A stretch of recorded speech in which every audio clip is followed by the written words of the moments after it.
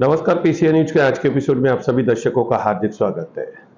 दिनांक 20 मे रोजी 23 भिवंडी, 24 कल्याण आणि 25 ठाणे या 3 लोकसभा मतदारसंघामध्ये ठाणे आयुक्तालयाच्या हद्दीमध्ये मतदान होणार आहे।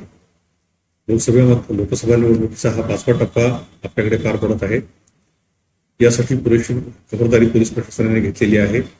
आवश्यक तो बंदोबस्त स्थानिक पोलिसांचा, त्याचबरोबर बाहेरून आलेल्या केंद्रीय राखीव पोलीस दलांचा आणि राज्य राखीव पोलीस दलांचा देखील आयुक्तालयाला प्राप्त झालेला आहे।